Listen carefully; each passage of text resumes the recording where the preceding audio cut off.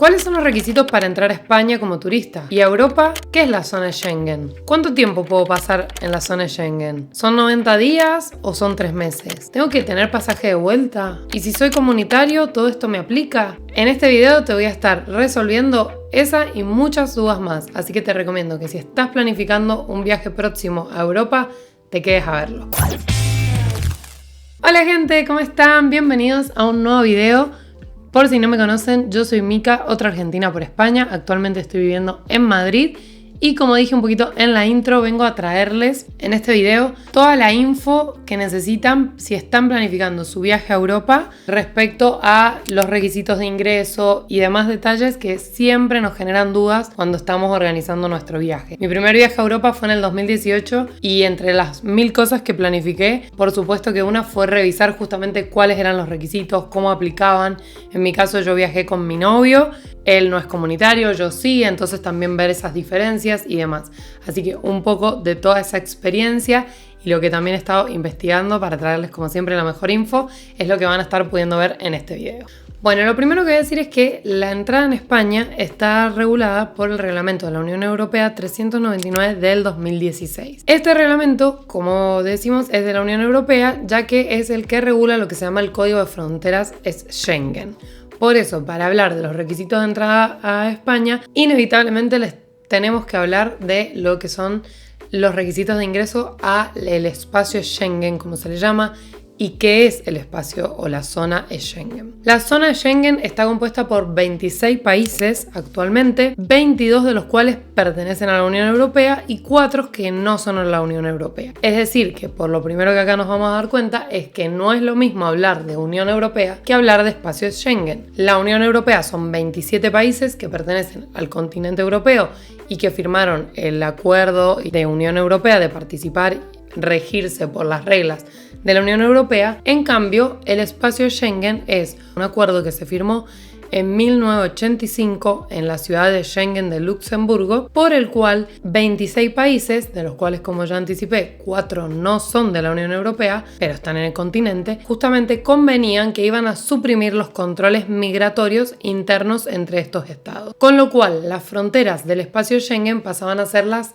externas de todos esos estados hacia afuera. De esta manera, el efecto práctico de esto es que cuando entramos a cualquier país del espacio Schengen nos podemos mover y viajar por el resto de los países miembros sin control de pasaportes ni control migratorio. Y el otro efecto práctico es que si sos ciudadano nacional de alguno de estos países, tanto de la Unión Europea como del espacio Schengen, no vas a tener que cumplir con ninguno de los requisitos de turista, ni tener ninguna visa ni nada para entrar a cualquiera de los otros países que forman parte del acuerdo. Entonces, como vemos, es diferente el espacio Schengen con la Unión Europea. Y los países que se diferencian son que en el espacio Schengen hay 4 países, como dijimos, que no pertenecen a la Unión Europea, que son Suiza, Noruega, Islandia y Liechtenstein. Otra cosa interesante para mencionar, por si están organizando algún viaje y piensan pasar por alguno de estos estados, es que San Marino, Mónaco y el Vaticano, si bien no son parte del espacio Schengen, al ser microestados se les aplican las mismas reglas del reglamento del espacio Schengen. Y los 5 países que son de la Unión Europea pero no pertenecen al espacio Schengen son Irlanda, Rumania, Bulgaria, Croacia y Chipre, aunque estos últimos están en tratativas para ingresar. Entonces, teniendo clarificados estos conceptos antes, ¿cuáles son los requisitos para entrar a España, pero que también son los mismos para entrar a cualquier otro país que conforme el espacio Schengen? Porque justamente al haber unificado fronteras internas, lo que hicieron fue también unificar los requisitos de ingreso. Para saber cuáles son, hay que primero hacer una distinción. Primero, si eres nacional de algún país de la Unión Europea o del espacio Schengen. Si es ese tu caso, no te aplican estos requisitos. Después vamos a ver cuáles son tus requisitos de viaje. Y la otra situación que hay que diferenciar es cuando uno es nacional y proviene de terceros países. Porque obviamente que si provengo de otro país del espacio Schengen, como ya dijimos, se supone que uno ya hizo el ingreso por otro estado y no le va a aplicar estos requisitos porque no va a ser proceso migratorio. Pero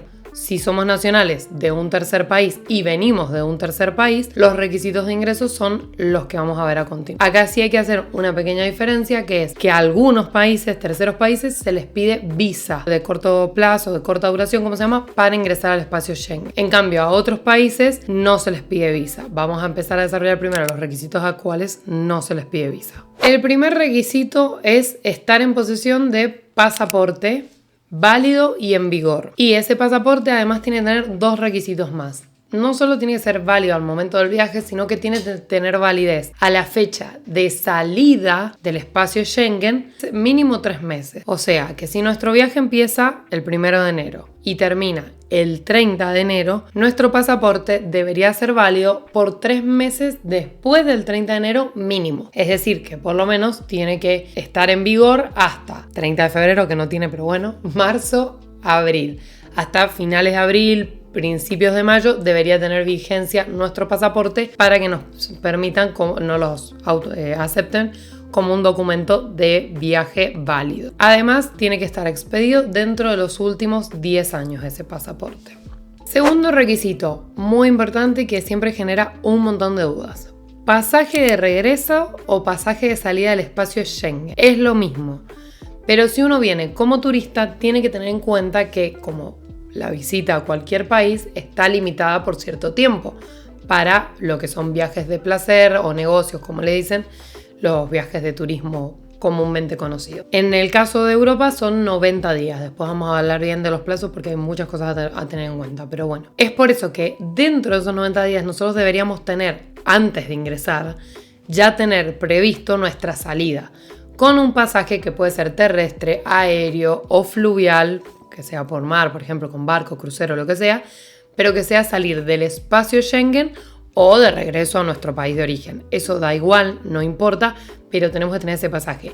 Y esto no solo se controla en la frontera migratoria cuando llegamos a España o al país de Europa que estemos ingresando, sino que se controla muchas veces la aerolínea antes de salir. Y si no cumplimos con este requisito, muchas aerolíneas directamente no te suben al avión, así que es algo a tenerlo muy en cuenta. Tercer requisito, y no menor, es acreditación de fondos, como se le llama, que es que uno tiene que poder disponer de medios económicos para sustentarse y mantenerse durante ese viaje. Recordemos que estamos hablando de viajes de turismo. No estamos hablando ni para venir a quedarse a vivir, ni para ninguna de esas cuestiones, porque para esas cuestiones aplican distintos visados, residencias, requisitos y demás. Entonces, cuando uno viene de turismo, normalmente ya tiene más o menos planificado cómo va a ser su viaje, cuánto va a durar, la plata que va a necesitar para eso y cómo lo va a abonar. Esto es lo que en las fronteras nos podrían pedir que acreditemos. ¿Cómo se puede acreditar? Medios de prueba variados. Comprobantes bancarios, extractos bancarios, tarjetas de crédito, plata en efectivo, declaraciones de ingreso.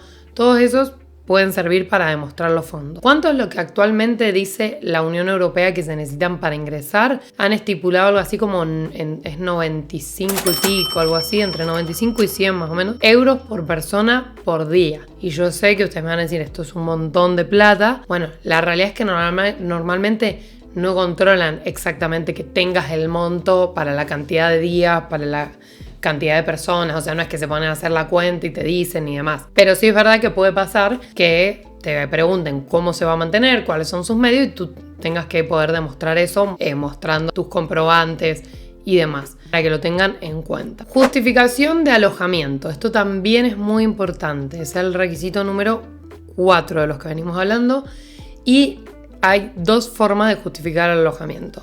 Si nos vamos a alojar en hoteles, hostel, Airbnb o cualquiera de ese tipo, con las reservas se justifica y listo. Ahora, si nos vamos a alojar en la casa de un particular, amigo, familiar, lo que sea, por ejemplo, España lo que pide es una carta de invitación que se tramita en la policía y que si quieren lo puedo desarrollar en otro video porque la verdad que tiene varios requisitos a tener en cuenta y si va a ser muy largo.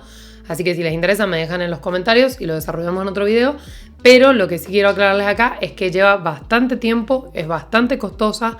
Así que si están planificando un viaje a Europa y se van a quedar en la casa de algún familiar en España, tengan en cuenta si van a tener que tramitar la carta de invitación, hacerlo con mucho tiempo de antelación y ver también las condiciones y demás. Quinto requisito, y no menor, de hecho de todos los que he mencionado, me parece que a fines prácticos y útiles es uno de los que hay que tener quizás más en cuenta, que es el seguro médico de viaje. Esto es muy importante, recomendación siempre, no viajen sin seguro médico. Sé que a veces son costosos, pero también sé que en general en países como por ejemplo Argentina suelen haber planes en cuota y demás.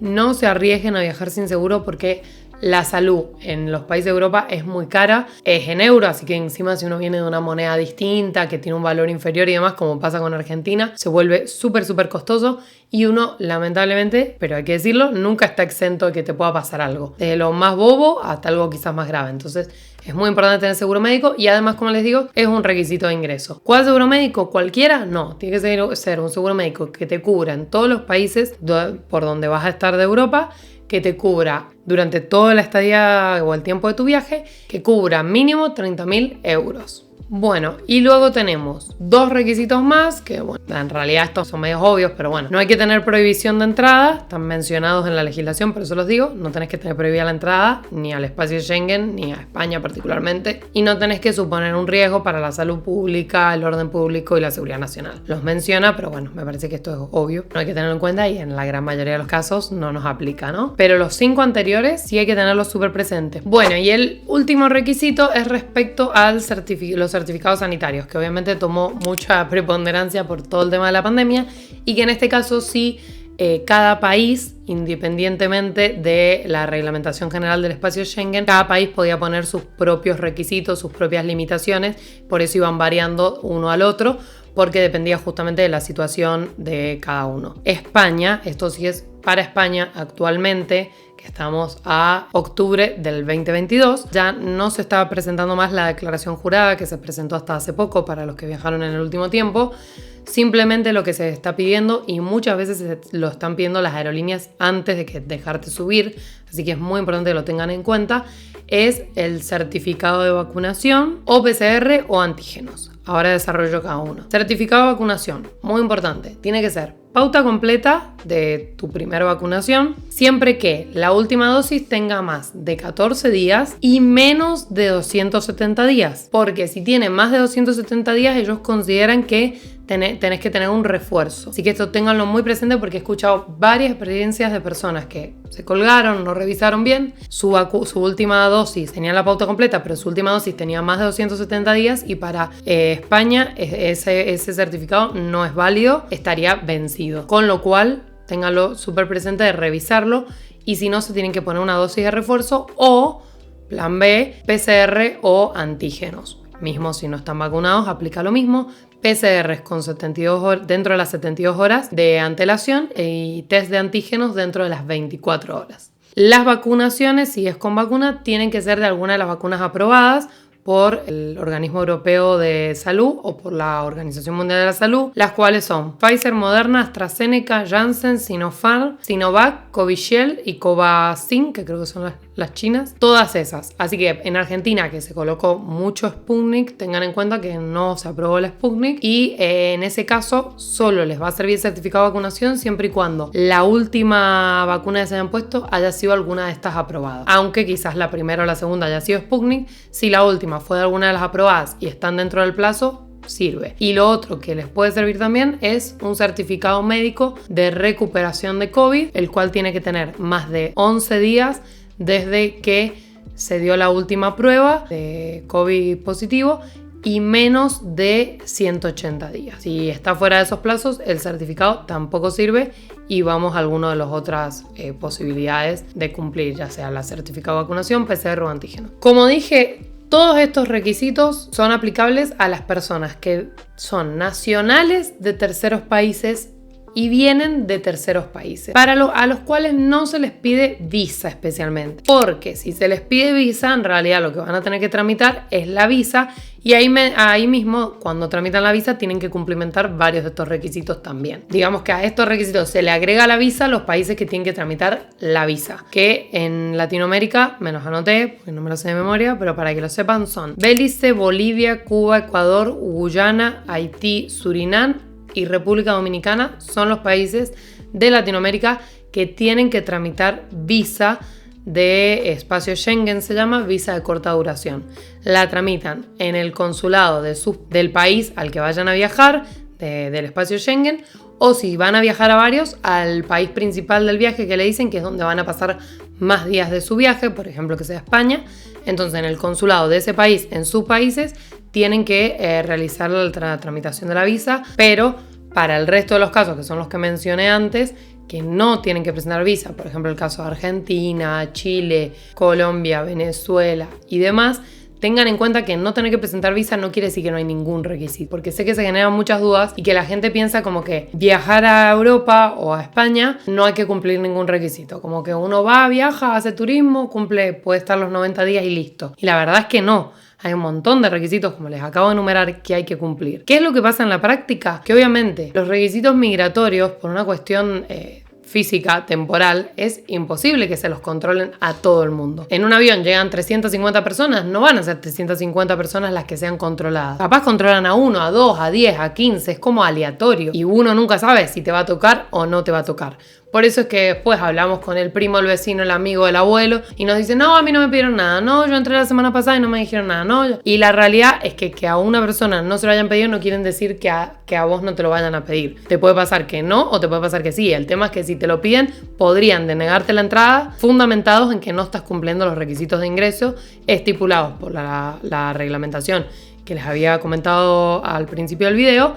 Algunas aclaraciones antes, que lo dije un poquito ahí por encima. Ciudadanos comunitarios, como se les dice popularmente, que son aquellos que pertenecen a algún país de la Unión Europea o también a algún país con nacionalidad de algún país del espacio Schengen, no tienen que cumplir ninguno de estos requisitos. Esto es súper importante porque también me pasa mucho que mucha gente cree, tengo ciudadanía italiana, ¿tengo que tener pasaje de vuelta? No, porque ustedes son nacionales, siempre que viajen con el pasaporte de ese país, ¿no?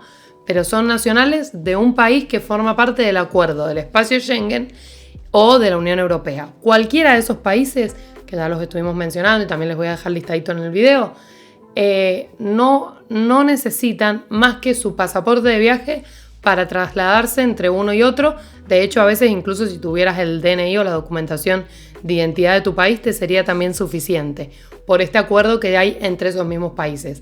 Y esto también aplica para quienes tenemos doble nacionalidad. De hecho, para quienes ya han venido a Europa, saben que hay una fila específica para ciudadanos que pertenecen a comunitarios, como se les dice, a alguno de estos países, y que directamente ni siquiera tenés que responder nada porque es un molinete, como si fuera el del subte, el del metro, que pones tu pasaporte y ya. Así que esto es súper importante y no solo le aplica a ellos, sino también a sus cónyuges o parejas, siempre que tengan un certificado de unión civil convivencial o un certificado de unión convivencial, como se llame en sus países, apostillado. O el acta de matrimonio, entonces a sus parejas o a sus cónyuges tampoco les aplican los requisitos de vuelta. Esto también me lo preguntan mucho o se pregunta un montón. Yo soy ciudadana argentina e italiana. Voy a viajar con mi pasaporte italiano, pero mi esposo es ciudadano solo argentino. ¿Tiene que comprar pasaje de vuelta?